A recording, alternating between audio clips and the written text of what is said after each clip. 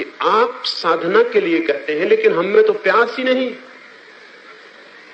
आप कहते हैं कि ध्यान करो, केंद्र को जगाओ, कुंडल शक्ति को जगाओ, लेकिन हम में तो प्यास ही नहीं।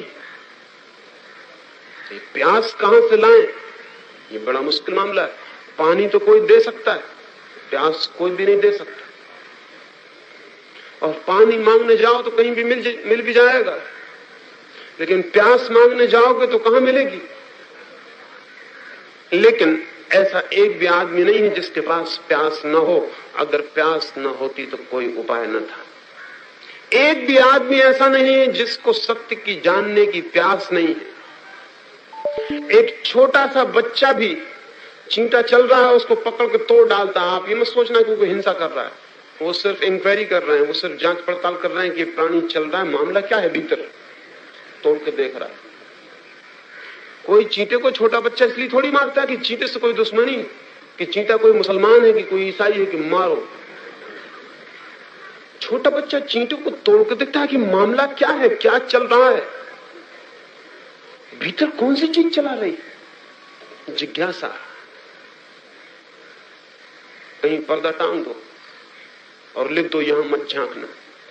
फिर वहां कोई आदमी निकल सकता है जो बिना झांके निकल जाए। मैंने सुना है एक सूफी फकीर एक जंगल में रहता था, उसने एक रास्ते के किनारे एक बड़ी तख्ती लगा रखी थी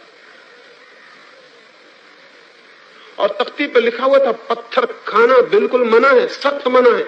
अगर पत्थर खाया तो ठीक नहीं होगा, और जिसको मिलना हो पीछे झोपड़ा है।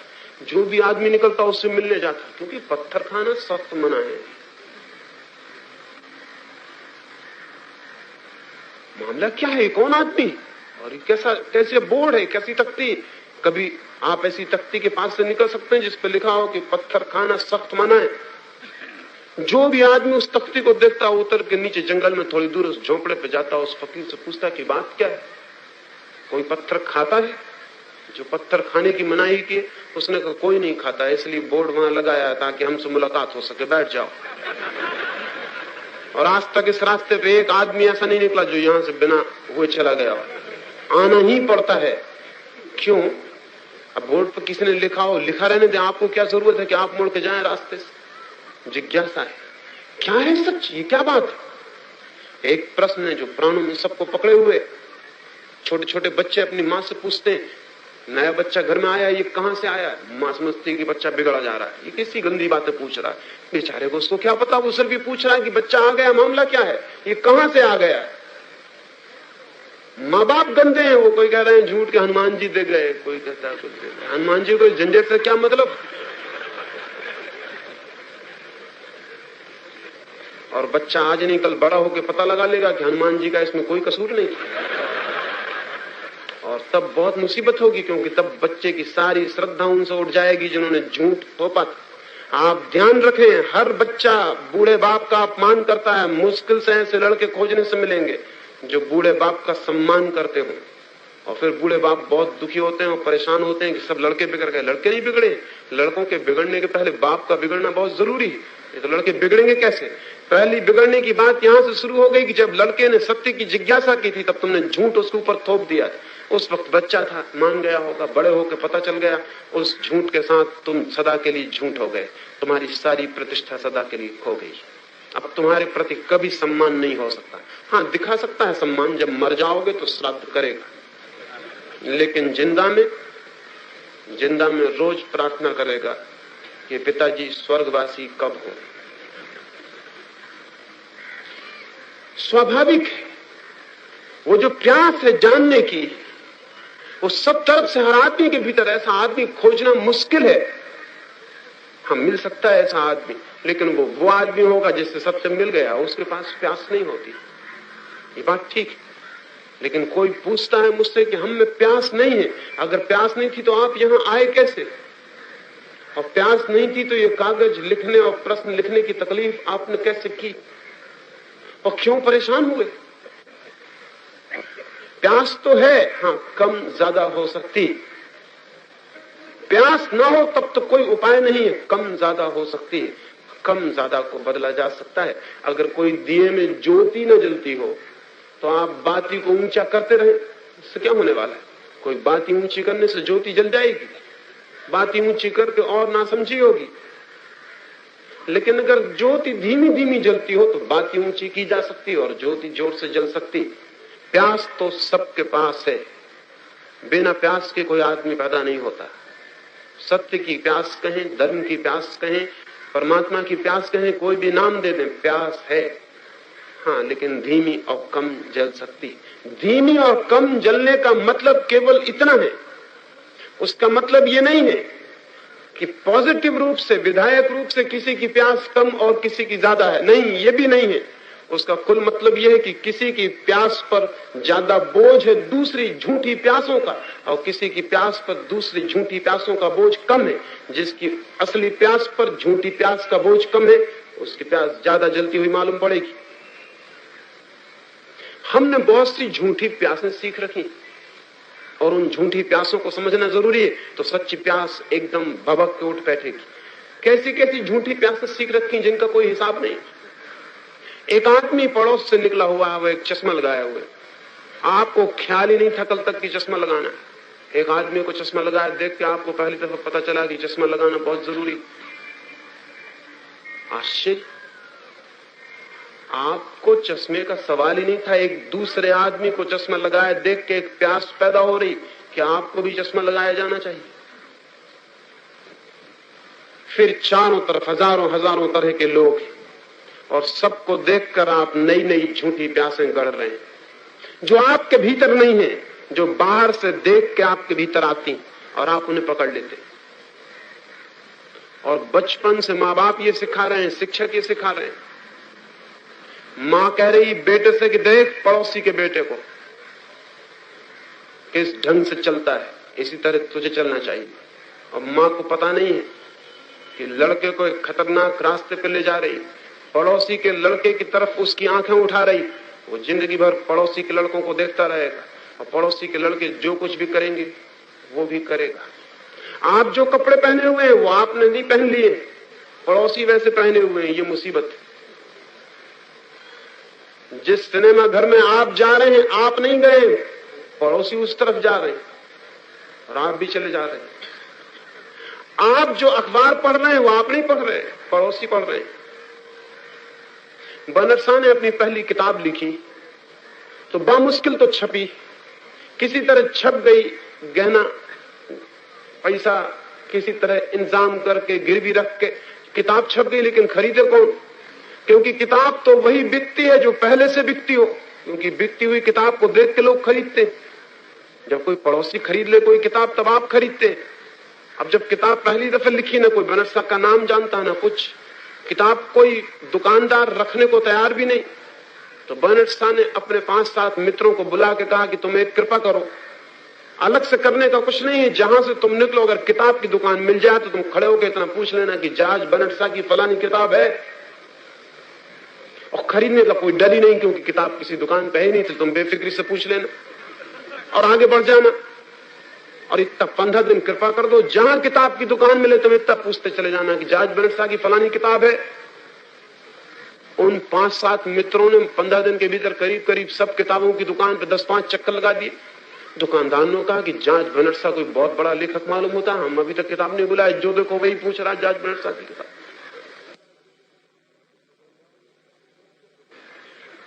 दुकानदारों ने किताबें बुला के रख ली, बर्नार्ड शॉ की किताबें जोर से बिकी और ग्राहक भी आए। तो दुकानदारों ने कहा पता है कुछ, सारी बस्ती जॉर्ज बर्नार्ड शॉ की किताब पढ़ रही, जो आदमी आता वही पूछता जॉर्ज बर्नार्ड शॉ की किताब आपने देखी? उन्होंने कहा जब सारी बस्ती पढ़ रही तो हमें पढ़नी ही पड़ेगी, किताब दो। बर्नार्ड शॉ ने लिखा है कि मैंने पहली किताब इस तरह बेची और दूसरी किताब में पहली किताब बिकवाई चली जा रही हो और बिकती रहेगी किताब जॉर्ज बर्नार्ड शॉ की। पता है आपको, अब रुकना बहुत मुश्किल है।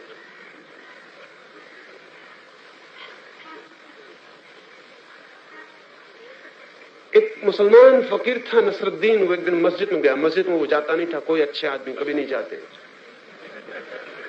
चला गया, गांव के लोगों ने कहा कि मस्जिद में बड़े बुद्धिमान लोग इकट्ठे होते हैं, तो उसने कहा जरा मैं देखूं। मस्जिद नहीं गया था, बुद्धिमान लोगों को देखने गया था। पहले तो उसने कहा कि बुद्धिमान लोगों का इकट्ठा होना जरा मुश्किल है, ना समझ तो इकट्ठे होते देखे जाते हैं, बुद्धिमान कहां इकट्ठे होते देखे जाते हैं। फिर भी जाऊं। वो गया, पीछे से पहुंचा, भीड़ बढ़ गई थी, वो मस्जिद में पीछे बैठ गया। सामने वाले आदमी का कुर्ता उसने ऐसा खींचा, उस आदमी ने लौट के पीछे देखा, उसने कहा कि इस मस्जिद का ऐसा नियम है कि सामने वाले का कुर्ता खींचना पड़ता। मजबूर आदमी ने आगे वाले का कुर्ता खींचा। उस आदमी ने चौंक के पीछे देखा, उस आदमी ने कहा कि यहाँ का ऐसा नियम मुझे बताया गया, आदमी का कुर्ता आगे तक खींचना। पूरे मस्जिद के लोग एक दूसरे का कुर्ता खींचने लगे। वो खड़ा हो गया और उसने कहा कि गोबर गणेशो, तुम ईश्वर को खोजने आए हो?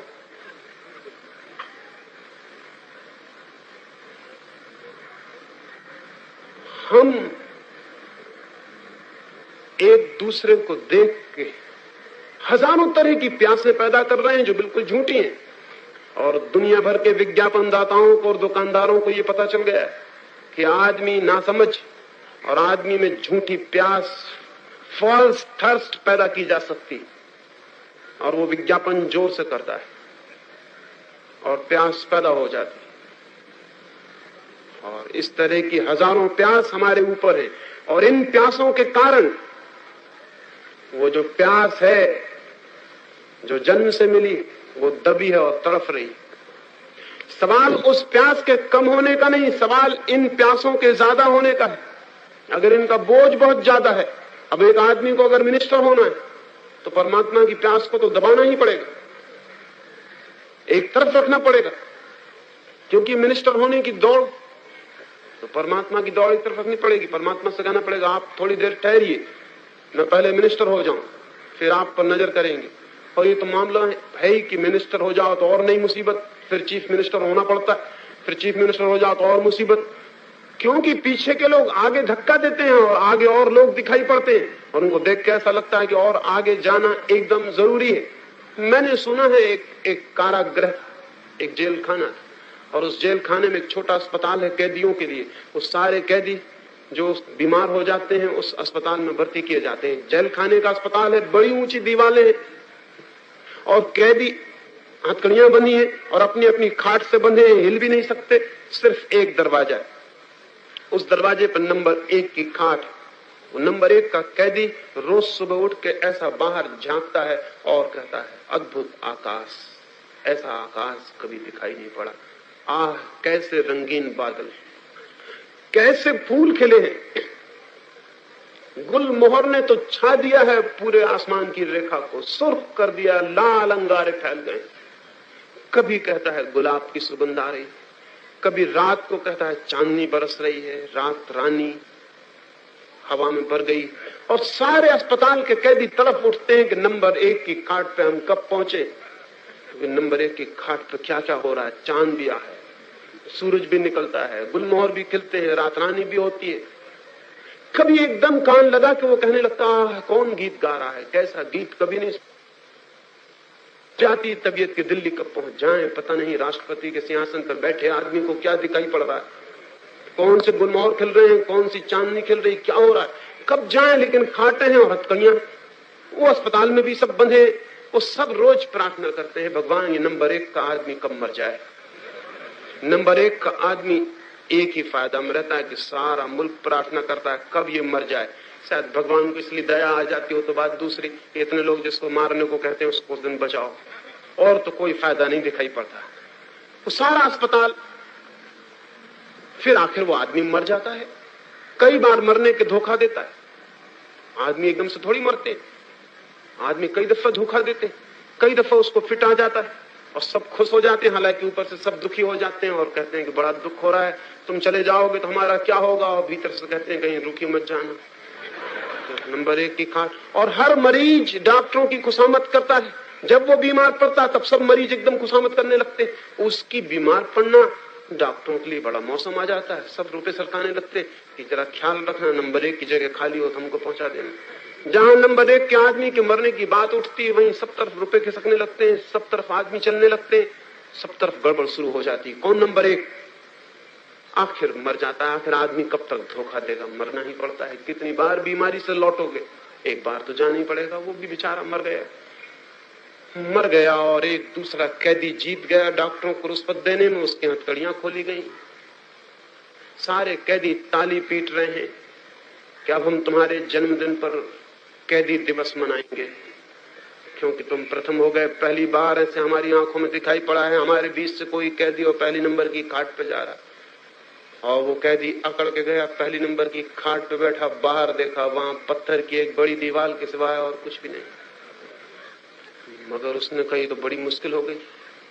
अगर लौट के मैं कहता हूं कि सिर्फ पत्थर की दीवार है तो सिर्फ मैं ही मूल बन जाऊंगा, और अब फायदा भी क्या है। लौट के वो कहता है धन्य हुआ, कैसा सूरज खिला है, कैसे फूल खिले, कैसा आनंद बरस रहा है। मित्रों, कब तुम्हें ये मौका मिलेगा। और फिर सारा अस्पताल प्रार्थना करता है कि कब तुम मरो तभी ये मौका मिल सकता है। हे भगवान, नंबर 1 की जगह खाली करो। और वो चलता है, और उस अस्पताल में हमेशा से चल रहा है।